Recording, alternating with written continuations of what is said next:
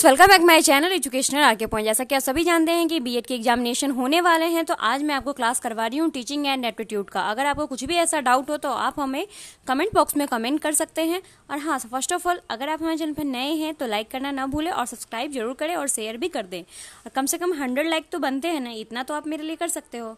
तो चलिए हम स्टार्ट करते हैं आज का करेंट अफेयर, टीचिंग एप्टीट्यूड। आकर स्टार्ट करते हैं कि आज कौन सा क्या और कैसे टीचिंग एप्टीट्यूड को हम बनाते हैं। वैसे आपको पता होगा कि कैसे बनाया जाता है, तो आप लोग मेरे सवालों का आंसर मन में दीजिएगा। वैसे यहाँ पे बहुत सारे के आंसर आपको लिखे हुए मिलेंगे, बहुत सारे के आंसर नहीं लिखे हुए मिलेंगे। तो चलिए स्टार्ट करें। पहला है यहाँ पे, एक शिक्षक के बीच सामाजिक और नैतिक मूल्यों को किस तरीके से शुरू करेगा। तो किस तरीके से शुरू करेगा, तो सहकर्मी गतिविधियों में सक्रिय रूप से छात्रों को करके, यानी कि जो भी गतिविधियां होती है जैसे कि पेंटिंग कंपटीशन हुआ, ड्राइंग कंपटीशन वगैरह हुआ, तो उन तरीकों से उनके नैतिक और सामाजिक मूल्यों को तरीकों से हम शुरू करेंगे। तो यहाँ पे आंसर आप देख सकते हैं, सी आंसर है। इनमें से कौन सा मूल्यांकन का महत्वपूर्ण तरीका होता है। निरंतर और व्यापक मूल्यांकन होता है, उद्देश्य अवधि समाप्त परीक्षा का आयोजन होता है, छात्रों के संचयी रिकॉर्ड बनाए रखना होता है, या सेमेस्टर सिस्टम का मूल्यांकन सही होता है। तो कौन सा होता है। आई होप कि आपके माइंड में आंसर क्लिक कर गया होगा। तो एक बात मैं जान दूं, किसी भी चीज को इवेल्युएट यानी कि मूल्यांकन करने के लिए सबसे अच्छा तरीका होता है कि कंटिन्यूटी फॉर्म में, यानी कि हर 6 महीने पर, जैसे कि हम लोग के होते हैं सेमेस्टर वाइज हर 6 महीने पर, ऐसे आप एग्जाम लोगे तो आपको पता चलता रहेगा कि बच्चे पढ़ते क्या हैं। तो यहाँ पे आंसर, सबसे अच्छा आंसर क्या होना चाहिए, तो निरंतर और व्यापक मूल्यांकन।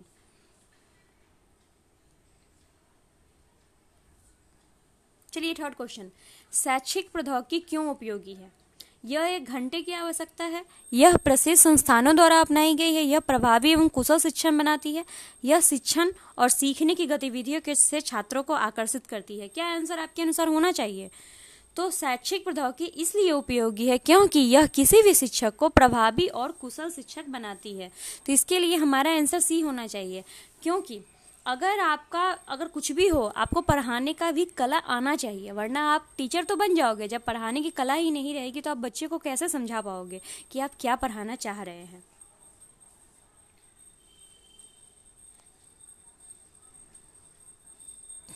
यहाँ पे देखिए, एक शिक्षक के लिए अपने विषय इनमें से कैसा बनाना चाहिए। तो सतर्कता, छात्रों प्रभाव बनाना, ब्याज और शिक्षण प्रभावी बनाना।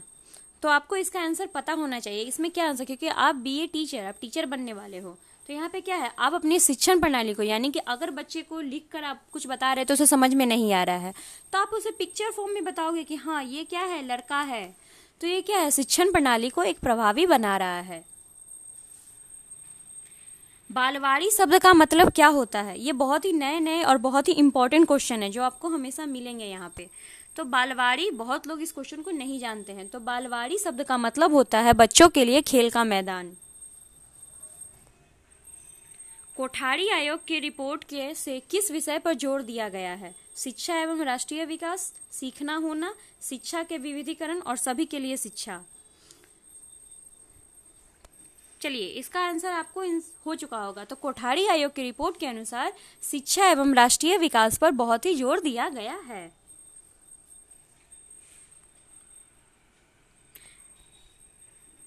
यहाँ पे आप आंसर टिक आउट है, आप आंसर यहाँ से देख सकते हो। सीखने की सबसे उचित अर्थ का मतलब क्या होता है। ज्ञान का जन्म स्थान, व्यवहार का संशोधन, व्यक्तिगत और कौशल का अधिग्रहण। क्या आंसर होना चाहिए इसका। तो व्यवहार का, आपका सीखने के लिए आपका व्यवहार, अगर आप किसी बच्चे से गुस्से से बात करोगे तो आपसे क्या कुछ सीखेगा, बिल्कुल नहीं सीखेगा। तो आपका एक व्यवहार भी बहुत ही इंपॉर्टेंट रोल अदा करता है। चलिए यहाँ पे देख सकते हैं, एक शिक्षक को छात्र की जरूरतों और रुचि के बारे में इनमें से किस विषय में सिखाया जाता है। तो क्या आंसर होना चाहिए आपके अनुसार। शिक्षा का दर्शन, शिक्षा के मनोविज्ञान, शिक्षा के समाजशास्त्र, शिक्षा की राजनीति।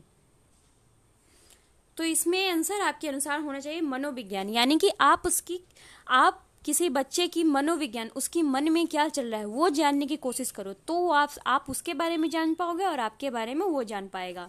तो इसमें सबसे अच्छे, एक शिक्षक को छात्रों की जरूरत और रुचि के बारे में मनोविज्ञान के दौरान ही सिखाया जाता है। शिक्षा के क्षेत्र में अनुभव शब्द का मतलब क्या होता है। तो शिक्षा के शब्द में अनुभव शब्द का क्या होना चाहिए। आपको तो लगता है कि ग्रामीण स्वास्थ्य की उत्पादकता का होना चाहिए? बिल्कुल नहीं होना चाहिए। एक नए सामाजिक आदेश के लिए कार्य करना, ये भी नहीं होना चाहिए। तकनीकी दुनिया में अनुभव, अरे अनुभव तो आपको है ना, उस बच्चे को तो नहीं है ना, तो ये भी आंसर नहीं होना चाहिए। तो क्या आंसर होना चाहिए? तो व्यावसायिक पाठ्यक्रमों के लिए उन्मुखीकरण के लिए शिक्षा, यानी कि जो उसके पाठ्यक्रम चल रहे हैं उसके अनुसार आपको ढालना चाहिए, ताकि आप उस बच्चे को कैसे समझा पा रहे हो। क्योंकि देखिए क्वेश्चंस के पैटर्न भी बदलते हैं। क्या पहले वाला क्वेश्चन अब आ रहा है? बिल्कुल नहीं। अब बहुत सारे ऐसे टर्म्स आपको मिलेंगे टीचिंग एप्टीट्यूड में भी जो आप वहां से वर्ड समझ नहीं पाओगे, तो आपको बस समझ के आपको सारे आंसर सही लगेंगे, लेकिन उसमें कोई एक ही आंसर सही होता है। यहाँ पे देख सकते हैं वैज्ञानिक प्रयोग की सबसे महत्वपूर्ण विशेषता क्या होती है। तो चलिए, वैज्ञानिक सबसे होती है आपकी एबिलिटी। क्या होती है? तो आपकी एबिलिटी यानी कि योग्यता। बच्चों के प्रथम अध्यापक कौन होते हैं? तो ये तो आपको आंसर, ये तो यूनिवर्सल है कि उसके मम्मी पापा ही होते हैं। आप स्कूल से बाहर आने पर किसी छात्र से किस प्रकार का व्यवहार करेंगे? उनसे बात करना पसंद नहीं करेंगे, मित्रों की तरह करेंगे, बहुत गंभीर होकर, अजनबी की तरह। तो इसमें आंसर आपके हिसाब से क्या होना चाहिए, ये बताइए।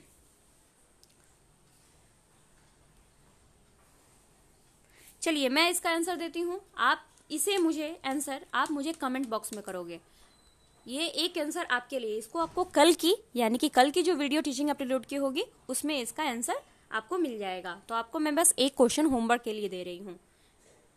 यहाँ पे देखिए, अच्छे शिक्षक को किसका ज्ञान होना चाहिए? फिर 14 में है, आपके विचार में शिक्षा का क्या उद्देश्य होना चाहिए? आप अपने कमेंट बॉक्स में ABC करोगे, ओके, या आपको इंस्टाग्राम पे भी इसका स्क्रीनशॉट मिल जाएगा, उसे भी आप आंसर कमेंट में लिखकर कर सकते हो। हमारा इंस्टाग्राम ID है एजुकेशनल RK पॉइंट, वहां से भी जाकर आप कर सकते हो। तो आपको मैं 15 तक दे रही हूँ। आप बस ये मैं 12 के बाद यानी कि 3 क्वेश्चन आपको मैं होमवर्क के लिए दे रही हूँ। आप अपने माइंड से उसका आंसर मुझे बताओगे। पाठ्यक्रम के निर्माण में किस बात को मुख्य रूप से ध्यान में रखना चाहिए? छात्रों की आवश्यकताएं, रुचि, योग्यताओं को, शिक्षा के उद्देश्यों, शिक्षण अनुसंधानों को, और C और B। आई होप कि आपको मेरा क्लास अच्छा लगा होगा। अगर अच्छा लगा हो तो लाइक करना बिल्कुल ना भूले।